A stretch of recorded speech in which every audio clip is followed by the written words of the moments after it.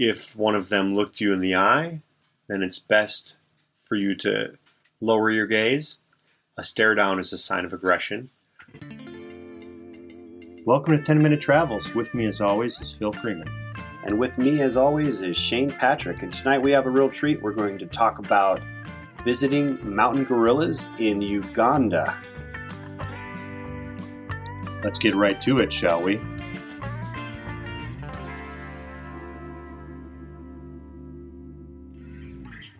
Did they have some sort of course, like a safety orientation or something? You know, how to socialize with these? They did indeed. They had, because we did it 2 days, we got to see two different presentations by two different lead rangers. They gave the same information in different ways. They start with thanking you for coming there, thanking you for spending your money in Uganda. Uganda is very attuned to the whole idea of tourism is really good for their country. So that is refreshing that they're happy to see you. And then they talk about distance.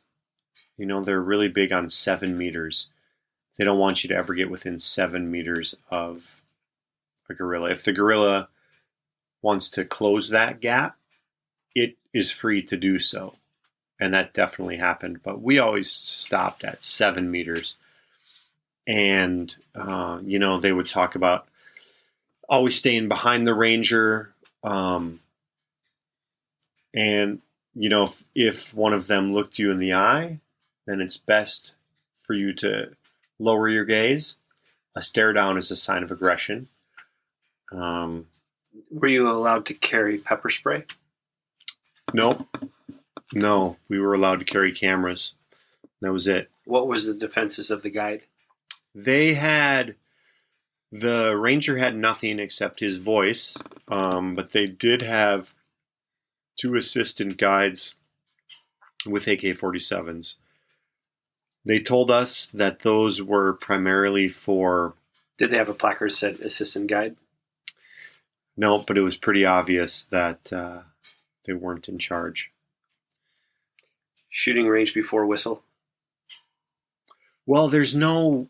the whistle doesn't really do any good because it's so thick in there that... How do they speak with them? Speak with who? How do the guides speak with the gorillas? They use their voices, and they know each other. They see each other every day. Yeah, they try to keep them habituated, so that there's never a problem.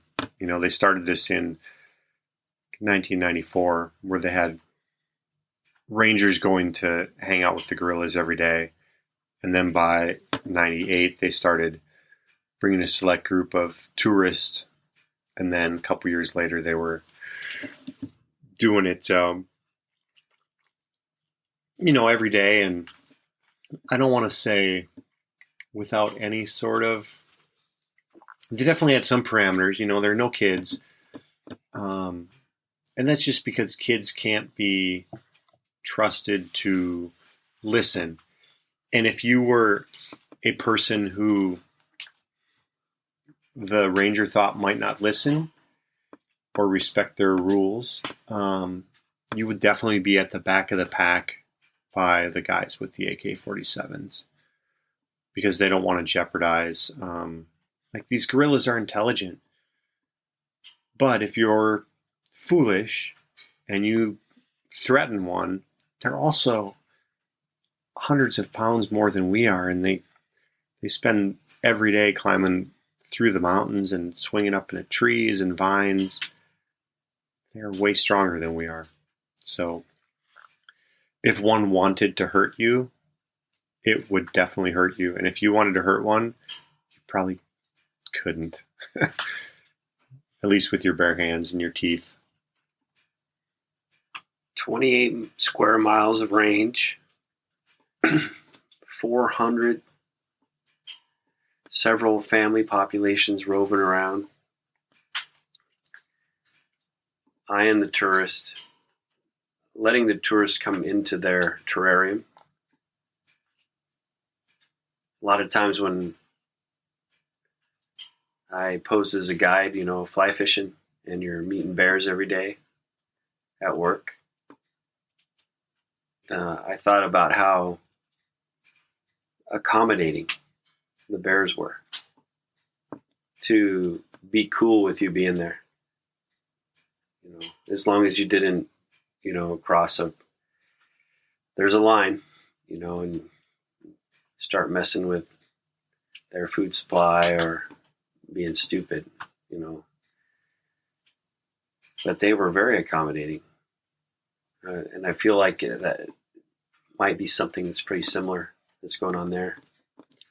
Yeah, I think so. The first day that family group was, I think, 17 individuals. And so they had the silverback, they're harem breeders. You always have the dominant male and then his females and their offspring. What about dudes? Is there any dudes there? Does he have a backup club? Sometimes there's a brother. His brother is allowed to hang, but most of the time... Is he allowed to breed as well? Sometimes, but most of the time it's just that silverback, his women, and then their offspring. What about if the sons get bigger, they send them out into the forest? Yep. Once they get to be sexually mature, they are encouraged to go do their own thing. What do they do, the males? Well, kind of the basic way it works out is... What do the females do? Females are born into a family group and stay with that family group for their life. And this is pretty similar with all harems, lions and elephants, gorillas, it all kind of works the same. The females stay in the family group, and then the male that is the harem leader, he has his females and his offspring, and then as the males become that sort of age, that teenager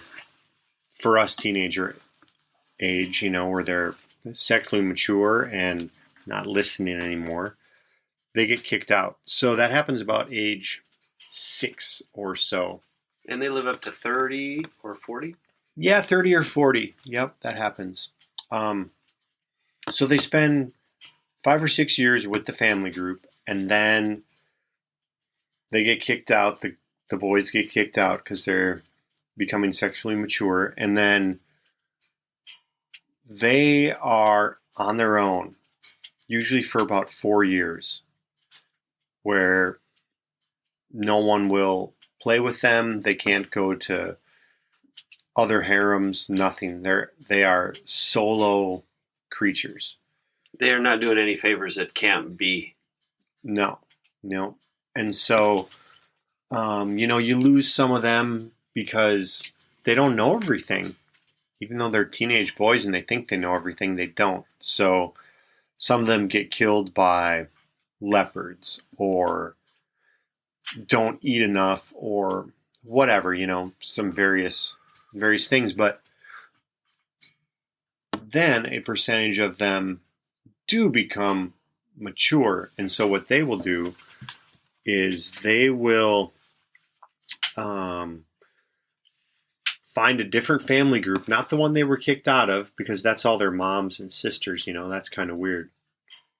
But they will go find another family group and spy on it, stalk it for a few months and try to figure out if they can take that family group over. And the way to take that family group over is to challenge the male to a fight, and if you beat him, that becomes your group. So they'll scout for a while and man, I can't take this guy. This guy's still young. He's in his prime. Maybe he just got his harem. He's stronger than I am. And they'll go to another one and look around, and eventually they'll find one where, hey, that male is a pretty old man.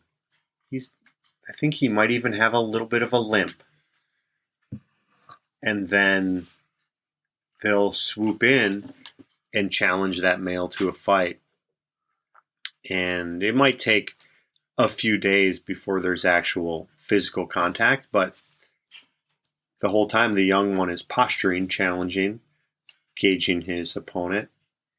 And if he thinks he can beat the old guy up, then he escalates it and makes contact. And then there's a fight between the new young guy and the old guy. And they are pretty violent fights. They don't often go to death, but they usually go to the point where one's hurt bad. A severe injury, so death might not be tomorrow, but it's coming. Or at the very least, you'll never have a harem because you're injured too much to fight again. Another young punk is sitting in the trees watching too. Yeah, sure. Yeah, it's never ending. It's the Old West. The worst thing to be is a good gunslinger, right? Because all these young guys just all want to kill Wyatt Earp. That was Shane Patrick talking about visiting the mountain gorillas in Uganda. If you want to learn more about Shane doing that kind of crazy stuff or anything else about 10-minute travels, check out 10minutetravels.com. And we want to remind you, make sure your sense of humor matches your sense of adventure. And please like, subscribe, and share this podcast on all the platforms.